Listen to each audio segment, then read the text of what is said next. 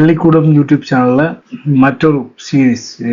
இது இப்போ நடக்கிற ஒரு எக்ஸாம் சம்பந்தமா, அதாவது செப்டம்பர் 6ஆம் தேதி நடக்கிற ஒரு எக்ஸாம் பிளானிங், ஸ்ரீலங்கா பிளானிங் சர்வீஸுக்கு லிமிட்டட் எக்ஸாம் ஒன்று நடக்கிறது. அந்த எக்ஸாமுக்கு வரக்கூடிய 3 பேப்பர்ல ஒரு பேப்பர். அந்த பேப்பர்ல முதல்ல இந்த பிளானிங் சம்பந்தமான கன்செப்ட்ஸ் எப்படி இருக்கும், என்னங்கிற விஷயம் சம்பந்தமா இந்த வீடியோவில் ஒரு அறிமுகத்தை தரலாம். இது தொடர்ச்சியா 5ஆம் தேதி வரைக்கும் வரக்கூடிய எல்லா பரீட்சையிலையும், அதாவது இந்த பிளானிங் சம்பந்தமான பரீட்சைகளோட 3 பேப்பரையும் நாம ஒரு டிஸ்கஷனுங்கிற வகையில பார்க்கலாம். இப்போ வாங்குவோம் முதலாவது செஷன்ஸ் என்னன்னு சொல்லி இதில் பார்ப்போம். பிளானிங் என்றால் என்ன முதலாவது விஷயம். பிளானிங்கிறது என்னங்கிறது முதலாவது விஷயம். ரைட்.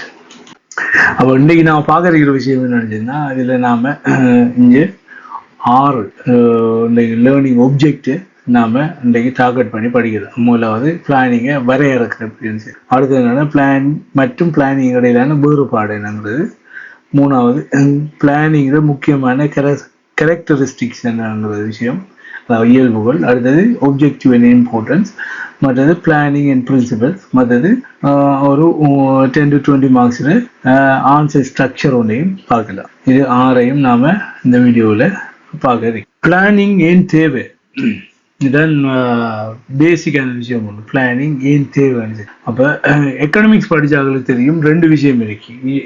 ஒன்று சொன்னா வளம், அடுத்தது தேவைகள்ங்கிற 2 விஷயம் இருக்கு. வளங்கள்னு சொல்றது வரையறுக்கப்பட்டது, அதே டைம்ல தேவைகள்னு சொல்றது மனித தேவைகள்னு சொல்றது வரையறை இல்லாது, தேவைன்னு சொல்றது வரையறை இல்லாது, அதே டைம்ல வளங்கள் வரையறுக்கப்பட்டது. இது 2ஐயும் எப்படி கம்ப்ரமைஸ் பண்றது, அது 2ஐயும் எப்படி இணைக்கிறது, இந்த வரையறுக்கப்பட்ட வளங்களை வச்சு எல்லை இல்லாத இல்லாட்டி வரையறை இல்லாத மக்கள் தேவையை எப்படி நிவர்த்தி செய்யறதுங்கிறது இடையிலான 2 இடையிலான ஒரு பிளானிங், ஒரு ப்ரோசஸ் தான் பிளானிங்னு சொல்லலாம். என்னன்னு ஒரு அரசாங்கத்திடம் அளவற்ற நிதி, மனித வளம், காலம்ங்கிறது எல்லாம் இல்லை. ஆனா மக்கள தேவைன்னு சொல்றது அதிகமாக காணப்படுது. எனவே அந்த தேவைக்கு முதல்ல பலத்தை ஒதுக்கணும், எதை முந்தி செய்யணும், ப்ரைவேட்டைஸ் பண்ணணும், எதைங்கிற விஷயத்தையும், எதை எப்படி ஒப்டிமைஸ் பண்ணணுங்கிற விஷயத்தையும் ஒரு நடைமுறைப்படுத்துறதுக்கு ஒரு ஒழுங்குமுறையான ஒரு வடிவத்தை கொண்டதுதான் பிளானிங் சொல்லலாம். இப்போ உதாரணமா இங்க பார்த்தீங்கன்னு சொன்னா மக்கள தேவைகள் சொல்லி உணவு, கல்வி, சுகாதாரம், வீடமைப்பு, வேலைவாய்ப்பு, உட்கட்டமைப்புன்னு சொல்ல மக்கள தேவைகள் நிறைய காணப்படுது. ஆனா ஒரு அரசாங்கத்தை பொறுத்த வரைக்கும் பார்த்தீங்கன்னு சொன்னா வரையறுக்கப்பட்டு தான் பலங்கள் காணப்படுது. நிதி வளம் அப்படி இருக்கும், மனித வளம் அப்படி இருக்கும், காலம், நிலம், லேண்ட் எல்லாம் என்னன்னு வரையறுக்கப்பட்டு காணப்படும். அப்ப இந்த வரையறுக்கப்பட்ட பலத்தை வச்சு மக்கள தேவைகளை எப்படி பூரணமாக பூர்த்தி செய்யலாடி, எப்படி மக்கள தேவைகளை அச்சீவ் பண்றது, இல்லாட்டி மக்கள தேவையை எப்படி மீட் பண்றங்கிற விஷயத்த செயல்முறைப்படுத்துறதுக்காக வேண்டிதான் இந்த பிளானிங்னு சொல்றது ஆரம்பிக்குது. அப்ப பிளானிங்னு சொல்றது பப்ளிக் செக்டரை பொறுத்த வரைக்கும் மிக முக்கியமான ஒரு அம்சமாக காணப்படும். அப்ப இங்க ஒரு விஷயம் ஒன்று, எளிய பிளானிங் சம்பந்தமான ஒரு எளிய வரைவிலக்கணம் என்ன சொல்லாங்கன்னா, கிடைக்கக்கூடிய வளங்களை திறமையாக பயன்படுத்தி எதிர்காலத்தில் எதை அடைய வேண்டும், அதை எவ்வாறு, எப்போதும், யாரால் அடைய வேண்டும் என்பதை முன்கூட்டியே முறையாக தீர்மானிக்கும் செயல்முறையை திட்டமிடும். இதுல இருக்கிற 4-5 வேர்டுகளை நாம விளங்கி கொள்ளணும். என்னன்னு சொன்னா வளங்கள் விஷயம் என்னங்கிறது, ரிசோர்சஸ், அதாவது கிடைக்கக்கூடிய வளங்களை திறமையாக பயன்படுத்தி, இது இங்க சொல்ல விஷயம் என்னன்னு சொன்னா ஆப்டிமைசேஷன் சொல்றாங்க. அதாவது கிடைக்கிற வளங்களை உச்ச பயன்பாடுடைய வளங்களாக, அதுல இருந்து கிடைக்கிற பயன்களை உச்ச பயன்பாடுடையதாக நாம பயன்படுத்தும். சரி, இப்ப அந்த திறமையாக பயன்படுத்தி எதிர்காலத்தில் எதை அடைய வேண்டும், அதுல இருந்து அந்த ரிசோர்ஸ்ல இருந்து நாம எதை அடையணும், அதை எவ்வாறு, எப்போது, யாரால் அடைய வேண்டும் என்பதை முன்கூட்டிய முறையாக தீர்மானிக்கும் செயல்முறையை திட்டமிட. இங்க இருக்கிறது இந்த 5 கேள்வியும் இங்க இருக்கு. ஒரு பிளானிங்ல இந்த 5 கேள்வியும் வரும். வாட், எதை அடைவது, ஹவு, எவ்வாறு, தென் எப்போதும், ஹூ, யார், வித் வாட், எந்த வளம். இந்த 4 விஷயம், அந்த 5 விஷயமும் ஒரு பிளானிங்ல இருக்கும். அதான் கீழே மென்ஷன் பண்ணிக்கிற விஷயம் என்ன, பிளானிங் இஸ் அ ப்ரோசஸ். இது ஒரு டாக்குமெண்டேஷன் இல்லை, இது ஒரு ப்ரோசஸ், இது ஒரு செயல்முறை. இதுதான் பிளானிங் ஒரு எளிய வரைவிலக்கணமாக காணப்படும். நான் முந்தின ஸ்லைட்ல பார்த்த விஷயங்கள் என்ன, பிளானிங் என்னங்கிறத பார்த்தோம். அது ஒரு எளிய வரைவிலக்கணம் பார்த்து அடுத்து என்னச்சுன்னா பிளானிங் ஃபார்முலாக்கள், இதுவும் என்ன 5 காணப்படும். பிளானிங் ஃபார்முலாக்களாக 5 காணப்படும். என்ன கோல் இலக்குகள், அடுத்து ஆக்ஷன்ஸ் நடவடிக்கைகள், அடுத்தது மூன்றாவது வளங்கள், நான்காவது கால வரையறை, அடுத்தது ரெஸ்பான்சிபிலிட்டி பொறுப்பு. இந்த 5 தான் பிளானிங்ல ஃபார்முலா காணப்படும். கோல், ஆக்ஷன்ஸ், ரிசோர்சஸ், டைம், ரெஸ்பான்சிபிலிட்டி. இந்த 5 விஷயம் தான் பிளானிங்ல ஃபார்முலாக காணப்படும். இது நீங்க ஞாபகம் வச்சுக்க வேண்டிய விஷயமா காணப்படும். பிளான் வெர்சஸ் பிளானிங் அடுத்த விஷயம். பிளானுக்கும் பிளானிங்கும் இடையிலான வித்தியாசம் என்னங்கிறது. பிளான்ங்கிறது பிளானிங் ப்ரோசஸ் ஆയിരിக்கும். ப்ரோசஸ்ல அவுட்புட்டாக காணப்படும் பிளான். உதாரணமா ஒரு annual election பிளான் ஒரு டாக்குமெண்ட் ஆகிக்கும். ஆனால் அதை உருவாக்க தேவையான டேட்டா கலெக்ஷன்ஸ், அசஸ்மெண்ட், அடுத்து ப்ரையாரிட்டி செட்டிங்ஸ், அடுத்து பட்ஜெட்டிங், இம்ப்ளிமெண்டேஷன், அதோட சேர்த்து மானிட்டரிங், இந்த செயல்முறை எல்லாம் பிளானிங்காக காணப்படும். அப்போ பிளான் சொல்வது பிளானிங் ப்ரோசஸ்ல ஒரு அவுட்புட்டாக காணப்படும். அப்போ ஒரு ப்ரோசஸ் நடந்து அதில் விளைவாகத்தான் பிளான் காணப்படும். அப்போ பிளானிங்கிறதுக்கு அடுத்ததாக தான் பிளான் காணப்படும். ஒரு எஃபெக்டிவ் பிளான் முக்கியமான அம்சங்கள், அதோட கேரக்டரிஸ்டிக்ஸ் என்னன்னு சொல்லி பார்த்தோம்னு சொன்னா இதுல 10 அம்சங்கள், 10 இயல்புகளை இங்க மெயினா பிரதானமாக குறிப்பிடுறாங்க. முதலாவது கோல் ஓரியன்ட், அதாவது இலக்கை நோக்கியதாக காணப்படும். ஒரு பிளான் சொல்றது, பிளானிங் சொல்றது இலக்கை நோக்கியதாக காணப்படும். அடுத்தது என்னன்னு சொன்னா ரெண்டாவது ஃபியூச்சர் ஓரியன்ட், அதாவது எதிர்கால நோக்கும் அதுல காணப்படும். மூணாவது விஷயம் சிஸ்டமேட்டிக்ஸ், ஒழுங்கான ஒரு படிமுறை அதுல காணப்படும். நான்காவது டிசிஷன் ஓரியன்டா காணப்படும், தெரிவு மற்றும் முடிவு என்கிறது அதுல இருக்கும். ஐந்தாவது விஷயம் ரிசோர்ஸ் பேஸ்டா இருக்கும், வள வரையறைகள் காணப்படும். வளங்களோட தொடர்பான வளங்களுக்கான வரையறையை கொண்டுதான் காணப்படும். அடுத்தது தொடர்ச்சியாக காணப்படுறதாகவும் இருக்கும் பிளானிங். மற்றது கோஆர்டினேட்டட், அதாவது ஒருங்கிணைப்புங்கிற விஷயம் அதுல காணப்படும். எட்டாவது விஷயம் என்னன்னா எவிடன்ஸ் பேஸ்டா காணப்படும், அதாவது தரவு அடிப்படையில் இருக்கிறதாக காணப்படும். ஒன்பதாவது விஷயம் ஃபிளெக்சிபிளா இருக்கும், அதாவது நெகிழ்வுத்தன்மை கூடியதாக இருக்கும், மாற்றத்துக்கு ஏற்ப மாறக்கூடியதாக காணப்படும். அடுத்தது பார்ட்டிசிபேட்டரி என்று சொல்வது, பங்கு பற்றுறது, இந்த விஷயம் காணப்படும். இதுதான் பிளானிங் முக்கியமான பண்புகளாக காணப்படும். ரைட், நாம அடுத்த விஷயத்துக்கு மூவ் முடிச்சுன்னா ஒப்ஜெக்டிவ் ஆஃப் பிளானிங். பிளானிங் நோக்கம் என்ன, திட்டத்தின் பிரதான நோக்கம், திட்டமிடலின் பிரதான நோக்கம் என்ன, அதாவது கோல் அச்சீவ்மெண்ட் சொல்றது பிரதானமான ஒன்றா இருக்கும். அதாவது நிறுவன இல்லாடி அரச இலக்குகளை அடையக்கூடியதா இருக்கு. சரியா, இது எல்லாம் என்னதுன்னு சொன்னா நான் முந்தி சொன்ன மாதிரி வளங்கள், வரையறுக்கப்பட்ட வளங்களை ஆப்டிமைஸ் பண்ணி அதுல இருந்து வரையறை இல்லாத மனித தேவைகளை பூர்த்தி செய்யறதுக்காக வேண்டியும், இல்லாட்டி அந்த மனித தேவைகளை அடைந்து கொள்வதற்காக வேண்டியும் கொண்டு போற ஒரு ப்ரோசஸ் தான் இந்த பிளானிங்னு சொல்ல விஷயம். அது இருக்கிற ஒப்ஜெக்டிவ், மெயினான ஒப்ஜெக்டிவ் அந்த ரிசோர்ஸ் ஆப்டிமைசேஷன்ஸுங்கிற விஷயத்த மெயினாக இங்கே ஃபோக்கஸ் பண்ணுவாங்க பிளானிங். இப்போ அந்த வகையில் இது முதலாவது கோல் அச்சீவ்மெண்ட் சொல்லி என்ன நோக்கத்துக்காக அந்த பிளானிங் சில ப்ரோசஸ் நடக்குதோ அந்த நோக்கத்தை அடையக்கூடிய மாதிரி இருக்கு. இது முதலாவது ஒப்ஜெக்டிவ். அடுத்தது என்னன்னு சொன்னா எஃபிஷியன்ட் ரிசோர்ஸ் யூஸ், வளங்களை திறமையாக பயன்படுத்துறது, அதாவது முந்திச்ச மாதிரி அந்த ரிசோர்ஸ் ஆப்டிமைசேஷன்ங்கிற விஷயம் ஒரு தெரியும். மற்றது ப்ரையாரிட்டி செட்டிங்ஸ், அதாவது முக்கிய தேவைகளுக்கு முன்னுரிமை வழங்கப்படும். ஒரு பிளான்ல இருக்கிற ஒரு முக்கியமான தேவை எதுங்கிற விஷயத்தை ஃபோக்கஸ் பண்ணி அதுக்கு முன்னுரிமை வழங்கப்படும். மற்ற என்னச்சுன்னா ரெடியூஸ் அன்சர்டினிட்டி, அதாவது எதிர்கால நிச்சயமின்மையை நிர்வகிக்கக்கூடிய மாதிரி. எதிர்காலத்தில் நடக்க இருக்கிற ஒரு விஷயத்தை ஓரளவு முன்கூட்டியே கணிச்சு அதுல ஏற்படுற சேதங்கள் இல்லாட்டி அதுல ஏற்படுற இழப்புகளை தவிர்த்து கொள்ள மாதிரியான ஒரு இலக்கு பிளானிங் சொல்றது கட்டாயம் கொண்டிருக்கணும்.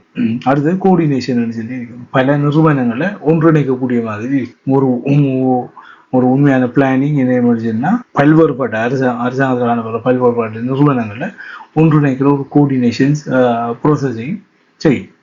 அது கூட என்ன சொன்னா மீளுருவாக்கம், இரட்டிப்பை தவிர்க்கிற மாதிரி மிக டூப்ளிகேஷன்ஸை தவிர்க்கக்கூடிய மாதிரி இருக்கு. மற்றது அக்கௌண்டபிலிட்டி, இது முக்கியமான ஒன்றாக காணப்படும். பொறுப்பை தெளிவாகக்கூடிய மாதிரி இருக்கும், அதில் ஒப்ஜெக்டிவ்ல ஒன்றாக காணப்படும். அடுத்தது மானிட்டரிங், முன்னேற்றத்தை அளவிடுற இல்லாட்டி கண்காணித்தல்ங்கிற விஷயம். அடுத்தது இறுதியானது சஸ்டைனபிலிட்டி, இது இப்ப பெரும்பான்மையாக கதை வர்ற விஷயம் உண்டு. என்ன நீண்ட கால நிலைத்து நிற்கும் தன்மை, சஸ்டைனபிலிட்டியையும் ஒரு ஒப்ஜெக்டிவாக பிளானிங் கொண்டிருக்கு. பப்ளிக் செக்டர்ல பிளானிங்ல முக்கியத்துவத்தை நாம பார்க்கலாம். இதுவும் ஒரு முக்கியமான ஒரு விஷயம். SLPS எக்ஸாமை பொறுத்த வரைக்கும் இது எதிர்பார்க்கக்கூடிய ஒரு விஷயமா காணப்படும். பப்ளிக் செக்டர்ல ஏன் பிளானிங் அவசியமா இருக்கு. இந்த இது பிளானிங் சொல்லக்குள்ளேயே நாம் முதல விஷயம் அந்த நீட்ஸ் சொல்ல விஷயம் ரிசோர்ஸ் இந்த டேர்முகளை நாம கட்டாயம் தெரிஞ்சுக்கணும். பப்ளிக் செக்டர் பிளானிங் என்பது பாலிசி பிராக்டிகல் எக்ஷனாக மாற்றும் ஒரு பாலமாக காணப்படும். பப்ளிக் செக்டர் பிளானிங் பாலிசியை பிராக்டிகல் எக்ஸாமா மாற்றுது. அரசாங்கத்தில் ஒரு கொள்கையினே அது ஒரு பிராக்டிக்கலாக மாற்றுறதுக்கு பிளானிங் சொல்றது கட்டாயம் அரசாங்கத்துக்கு தேவையான ஒன்றா காணப்படும். அப்ப ஒரு நீட்ஸ், அதாவது மக்கள தேவை ஒன்று சொல்றது அடையாளம் காண்பதிலிருந்து ப்ரையோரிட்டைஸ், அதாவது அதை முன்னிலைப்படுத்துறது, ரிசோர்ஸ் அலோகேஷன்ஸ், இம்ப்ளிமெண்டேஷன் மற்றும் ரிசல்ட் இதுவரை முழு தொடரையும் இணைக்கிற ஒன்றாக காணப்படும். இதனால regional decisions, budget discipline, coordinations and accountability மற்றும் மெஷரபிள் ரிசல்ட்ஸ்ங்கிறது கிடைக்கும். அப்ப அரசாங்கம் ஒன்றும் ஒரு பாலிசி உண்டு, அதாவது ஒரு கொள்கை உண்டு, எழுத்து வடிவில் கொள்கை அளவில் ஒரு விஷயத்தை கொண்டு வருதுன்னு சொன்னா அந்த கொள்கைங்கிற விஷயத்தை செயல் வடிவத்துக்கு கொண்டு போகிறதுக்கு பிளானிங் சொல்றது மிக முக்கியமாக காணப்படும். அப்ப இங்கே பப்ளிக் செக்டரை பொறுத்த வரைக்கும் இந்த ப்ரோசஸ் எப்படி நடக்குதுன்னு சொன்னா தேவைகள் அடையாளம் காணப்படுது, அது முன்னுரிமை அடிப்படையில் முன்னுரிமைப்படுத்தப்படுது. அதுக்கப்புறம் என்ன பல ஒதுக்கீடுங்கிறது நடக்குது. அடுத்தது இம்ப்ளிமெண்டேஷன், அதுக்கப்புறம் ரிசல்ட்ங்கிற விஷயம் நடக்குது. இப்போ இதில் இருக்கிற மிக முக்கியமான விஷயம் என்ன அந்த ப்ரோசஸ்ல முக்கியமான விஷயம் தகவல் அடிப்படையிலான முடிவுகள் காணப்படுது. அடுத்தது செலவின கட்டுப்பாடு, பட்ஜெட் டிசிப்ளின் சொல்ல விஷயம், அமைப்புகளிடையான ஒருங்கிணைப்பு, மற்றது பப்ளிக் அக்கௌண்டபிலிட்டி, அதாவது மக்களுக்கு பொறுப்பு கூறலுங்கிற விஷயமும், மெஷரபிள் ரிசல்ட் அளவிடக்கூடிய பெறுபவர்கள், அது கூட லாங் டேர்ம் டெவலப்மெண்ட் அபிவிருத்தி, இந்த விஷயங்களுக்காக வேண்டி பப்ளிக் செக்டர்ஸ்ல பிளானிங் சொல்றது மிக மிக அவசியமான ஒரு விஷயமாக காணப்படும். அப்ப நாம முந்தி பார்த்த விடயங்கள்ல இப்ப அதாவது பிரின்சிபல் ஆஃப் குட் பிளானிங், ஒரு சிறந்த ஒரு பிளானிங் திட்டமிடல்ல இருக்கிற பிரதானமான அம்சங்கள், அதுல பிரதான நோக்கம் என்னன்னு சொல்லி பார்த்தோம்னா அதுல இருக்கிறது மெயினாக இருக்கிற விஷயம் கிளியர் ஒப்ஜெக்டிவ்ஸ் காணப்படும், எவிடன்ஸ் இருக்கும், ரியலிசம், அது கூட ப்ரையாரிட்டி, ரிசோர்ஸ் கன்சீவ்ஸ்னஸ், அடுத்தது பார்ட்டிசிபேஷன்ஸ், கோஆர்டினேஷன்ஸ், ஃபிளெக்சிபிலிட்டி, அது கூட கண்டினியூட்டி மற்றும் ஒன்றது. இப்போ எக்ஸாம்ஸ்ல இந்த பிரின்சிபலை பற்றி கேட்கப்பட்டா ஒவ்வொரு பிரின்சிபலுக்கும் ஒரு வரி எக்ஸ்பிளனேஷன் தேவையான எக்ஸாம்பிளும் கொடுக்க வேண்டியது அவசியமாக காணப்படும். ஒரு குட் பிளானிங் சொல்றது இவ்வளவு விஷயங்களையும் உண்டாக்கி தான் காணப்படும். நம்ம ரியலிஸ்டிக் சொல்ல விஷயம் ஒன்று இருக்குது, அதுவும் முக்கியமான ஒன்றாக காணப்படும். நடைமுறைக்கு ஏற்றதாக இருக்கிறது, முன்னுரிமை முறையில் இருக்கிறது, வள வரையறை சொல்ல காணப்படும். திரும்ப திரும்ப என்ன பிளானிங்ல வர முக்கியமான ஒரு வேர்டாகவும் முக்கியமான ஒரு அம்சமாக காணப்படுறது இந்த ரிசோர்ஸ் லிமிட்டேஷன் சொல்லுவோம், வள வரையறைங்கிற விஷயம். ஒரு குட் பிளானிங்ல இந்த பிரின்சிபல்ஸ் முக்கியமாக ஃபோக்கஸ் பண்ணக்கூடியதாக இருக்கு. பிளானிங் சொல்றது ஒரு முறை மட்டும் செய்யப்படுற ஒரு செயல்பாடு இல்லை. அது என்ன சொன்னா நீட் அசஸ்மெண்ட், அடுத்தது objective setting, alternative analysis, resource allocations, implementation, monitoring and evaluation, இது எல்லாத்தையும் ஒரு சைக்கிளாக தான் இயங்கிக்குது. இந்த மானிட்டர்ல கிடைக்கிற ஃபீட்பேக் என்னன்னா அடுத்த இன்னொரு பிளானிங்கான ஆரம்பமாக ஆல்ரெடி பிளானிங் சைக்கிளை மேம்படுத்தக்கூடிய இம்ப்ரூவ் பண்ணக்கூடிய ஒரு விஷயமாக காணப்படும். ஆகவே இது ஒரு தொடர்ச்சியான ஒரு சுழற்சியாகவே இந்த பிளானிங் சொல்றது காணப்படும். இப்போ பேசிக்கா நம்ம இவ்வளவு நேரம் பார்த்த ஒரு விஷயத்துல ஒரு சின்ன ஒரு எக்ஸாம்பிள் ஒன்று பார்க்கலாம்னு சொன்னா இதை பாருங்க சொல்லாங்க. ஒரு கண்டெக்ஸ்ட்ல ஒரு சூழ்நிலை என்னன்னா 30 சிறிய குளங்கள் சேதமடைஞ்சிருக்கு, கிடைக்கிற நிதி 100 மில்லியன். அதை எல்லாத்தையும் ஒரே டைம்ல செய்யலான்னு சொன்னா எதை ப்ரையோரிட்டைஸ் பண்றது, எதை முன்னிலைப்படுத்துறது, எதை பின்னுக்காக்குறதுங்கிற விஷயத்தை நாம அதை ஒரு பிளானிங் ஒரு திட்டமிடலாம் செய்ய வேண்டிய அவசியமாக. அப்போ அந்த பிளானிங் கிரைட்டீரியான்னு சொல்றது எப்படி இருக்குன்னா பெனிஃபிஷரி எக்ஸ்டென்ட், அதாவது பயிர பரப்பு டேமேஜ் எவ்வளோ, சேத அளவு என்ன, கோஸ்ட் எவ்வளோ, ப்ரொடக்ஷன்ஸ் எவ்வளோ, ரிஸ்க் என்னங்கிற விஷயத்தை நாம அதுக்கு ஏற்ற மாதிரி அதோட ரிசல்ட்டை பார்க்கணும். ப்ரையாரிட்டி ரேங்கிங் கொண்டு பார்த்து எந்த டைங்க முன்னிச்சேர்றதால நமக்கு நன்மை கூட கிடைக்கும்ங்கிற விஷயத்த இவிடத்தை கவனிப்பாங்க. அது மூலமாக இதே ஒரு ப்ரையோரிட்டைஸ் பண்ணி, அதாவது வரிசை கிரமமாக ஒரு ஊடகத்துக்கு இதை செய்கிற மாதிரி காணப்படும். இப்போ இந்த டைம்ல இப்போ இந்த இதுல இந்த எக்ஸாம்பிளை பொறுத்த வரைக்கும் இந்த டேங்கில் இந்த சேதம் அடைஞ்சிருக்கிற 30 டேங்கையும் நாம சரியான ப்ரையோரிட்டைஸ் படி, அதாவது முன்னுரிமை அடிப்படையில் எதை முன்னிலைப்படுத்தணும் எதை பிற்படுத்தணுங்கிற விஷயம் ஒன்றும் நமக்கு தெளிவில்லாமல் இருக்கும்னு சொன்னா இதன் மூலமாக ஏற்படுறது நினைச்சுன்னா பல விரயம் சொல்ல விஷயம் ஏற்படும். ரிசோர்ஸை நாம் என்ன முடியுதுன்னா சரியா யூஸ் பண்ண மாட்டோம். அது ரிசோர்ஸ் வீண் விரைப்படுத்தப்படுறதால நிறைய செலவினங்கள், நிதி செலவினமும் வேறு பல செலவினங்கள் அது கூட நெகட்டிவ் இம்பேக்டுகள் கூட காணப்படும். அப்போ இந்த டைமில் இந்த இதில் பிளானிங்னு சொல்றது மிக முக்கியம். அப்போ எதை நாம் முன்னுக்கு செய்யணுங்கிறதுக்கு ஒரு சரியான ஒரு பிளான் இல்லாட்டி இந்த இந்த இந்த இந்த டோட்டலான இந்த ப்ராஜெக்டுக்குரிய இல்லாட்டி இந்த ப்ரோக்ராமுக்குரிய கன்செப்ட் என்ன கொலாப்ஸ் ஆகிறதுக்கான வாய்ப்பு காணும். ரைட். இப்போ இந்த நாம் சும்மா இந்த முன்னு பார்த்த இந்த ப்ரீஃபான விஷயம் தான் இது கிளியரான இல்லாட்டி இது ஒரு ப்ரீஃப். இது கூட நாம் இன்னும் தேடி படிக்க வேண்டியிருக்கு. அதாவது என்ன விஷயம் இந்த கேள்வி சொல்ல விஷயம் அதாவது அபிவிருத்திங்கிறத அபிவிருத்தியோட நோக்கங்களை அபிவிருத்தி இலக்குகளை அடைகிறதுல பப்ளிக் செக்டரில் பிளானிங் எந்த அளவு முக்கியத்துவம் பெறுதுங்கிற விஷயத்தை டிஸ்கஸ் பண்ண சொல்லலாம். அப்போ இப்படியான ஒரு கேள்வி வரக்கூடாது. இது ஒரு 20 மார்க்ஸ் கேள்வி சொல்லக்கூடாது. அதை நான் வந்து 6 பகுதிகளாக பிரிக்கலாம். முதலாவது என்ன நினைச்சேன்னா இன்ட்ரடக்ஷன் அண்ட் டெஃபினிஷன்ஸ், அதை அறிமுகமும் வரைவிலக்கணமும் சொன்னது முதல். ரெண்டாவது விஷயம் கேரக்டரிஸ்டிக் சம்பந்தமாக, அதாவது பிளானிங்கில் தன்மைகள் இயல்புகள் சம்பந்தமாக ரெண்டாவதாகவும், ஒப்ஜெக்டிவ் நோக்கங்கள் சம்பந்தம் மூன்றாவதாகவும் விவரிக்கணும். இம்பார்ட்டன்ஸ் அதில் முக்கியத்துவத்தை நான்காவது சொல்லணும். அஞ்சாவது ஸ்ரீலங்கன் எக்ஸாம்பிள்ஸ், நான் முந்தைய காய்ச்ச மாதிரி இலங்கை சம்பந்தமான ஒரு உதாரணம் உண்டு. அடுத்தது கன்க்ளூஷன். உலகம் ஓவராலாக சரியாக இருக்கும்னு சொன்னால் உங்களுக்கு 20 மார்க்ஸுக்கான புள்ளிகள் வழங்கப்படும். எனவே ஒரு கேள்வி ஒன்று பொதுவாக ஒரு கன்செப்ட் கேள்வி ஒன்று ப்ரிப்பேர் பண்ணிச்சுன்னா இந்த ஸ்ட்ரக்சர் தான் நீங்கள் செய்யணும். இதை உண்மையாக நீங்கள் இந்த கேள்விக்கான விடையா நீங்கள் எதை எழுதுறீங்க என்னங்கிற விஷயத்தை எழுதணும்னு சொன்னால் உங்களுக்கு கமெண்ட் செக்ஷனில் எனக்கு தெரிவிங்க. போன ஸ்லைடில் சேர்ந்து அந்த விஷயத்துக்கு அந்த கேள்விக்கான விடைன்னு சொல்ல விஷயம் இப்படி தான் காணப்படும். இன்ட்ரடக்ஷன் சொல்ல விஷயம் என்ன, கோ கான்செப்ட் என்ன, அதில் இம்பார்ட்டன்ஸ் என்ன, அப்ளிகேஷன் என்ன, கன்க்ளூஷன், இவ்வளோ விஷயத்தையும் கிளியராக எழுந்து இல்லைன்னு சொன்னால் உங்களுக்கான புள்ளிகள் அதிகரிக்கிறதுக்கான வாய்ப்புகள் காணும். ரைட். நான் முந்தி பார்த்தது என்னன்னு அந்த 20 மார்க்ஸுக்கான கேள்வி. இப்போ இதில் ஒரு 10 மார்க் ஷோர்ட் எஸ்ஏ கொஸ்டின்ஸ் ஒன்று வருதுன்னு சொன்னால் explain 5 basic characteristics of effective planning, அதாவது ஒரு வினைத்திறன் உள்ள ஒரு திட்டமிடலில் 5 அடிப்படையான இயல்புகளை கேட்காங்கன்னு சொன்னால் அந்த 5ஐ நாம் எழுத வேண்டியது அவசியமாக காணப்படும். அது ஒவ்வொன்றுக்குமே என்ன சொன்னால் ஓரளவுக்கும் ஒரு எக்ஸ்பிளனேஷன் ஒன்று கொடுக்க வேண்டியது அவசியம். இதுல என்ன நினைச்சேன்னா லிஸ்டியாம என்னன்னா ஒவ்வொன்றுக்கும் 2 அல்லது 3 வரியில் ஒரு எக்ஸ்பிளனேஷன் கட்டாயம் கொடுக்க வேண்டியது அவசியமாக காணப்படும். இப்போ என்ன நினைச்சுன்னா இந்த வீடியோ போஸ்ட் பண்ணி போட்டு இந்த இதுக்கு ஆன்சர் வரும். முதலாவது என்ன நினைச்சுன்னா பிளானிங் பிரிமர்லி கன்சர்ன் நினைச்சுன்னா என்ன கேள்வி. ரெண்டாவது which is not an element. மூன்றாவது இது கரெக்டான ஸ்டேட்மெண்ட் ஆகுன்னு சொல்லி A planning equal to output only, B planning is a process இதை சொல்லி. நான்காவது கேள்வி என்ன நீட் எக்ஸீடட் ரிசோர்ஸ் என்னங்கிற விஷயத்த கேட்டிருக்கு. அஞ்சாவது குட் பிளானிங் எப்படி இருக்க வேண்டும்னு சொல்லி கேட்டிருக்கு. இது 5க்கு நீங்கள் குயிக் குஷன்ங்கிற வகையில் இதை இந்த வீடியோ போஸ்ட் பண்ணி போட்டு எழுதி போட்டு பாருங்க. நான் அடுத்த ஸ்லைடில் இதுக்கான வீடியோ விடையின்னு நான் காட்டுறேன்.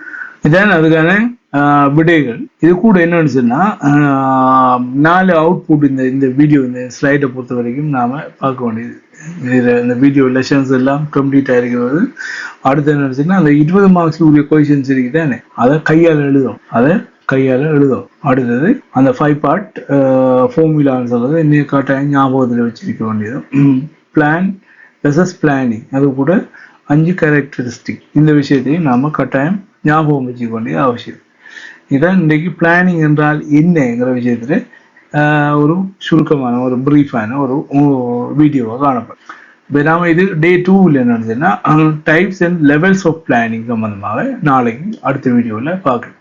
இது சம்பந்தமாக மேலதிகமாக ஏதாவது தகவல்கள் உங்களுக்கு தேவை இல்லாட்டி இது எப்படி இன்னும் ஃபர்தராக இதில் இருந்து இது இன்னும் தேடி படிக்கலாம்ங்கிற விஷயத்துலையோ இல்லாட்டி இதில் ஏதாவது விளங்காமல் ஏதாவது இருக்குமான்னு சொன்னால் கமெண்ட் செக்ஷனில் எனக்கு அதை கமெண்ட் ஆத்தாங்க. நான் அது சம்பந்தமாக தேடி உங்களுக்கு அடுத்த வீடியோவில் தரதுக்கு முயற்சி. சரி, நன்றி. நாம் இதுவரை இந்த வீடியோ முடிச்சு கொள்ளலாம். நாளைக்கு மற்றொரு பிளானிங் சம்பந்தமான வீடியோவில் உங்களை சந்திக்கும் வரைக்கும் நன்றி.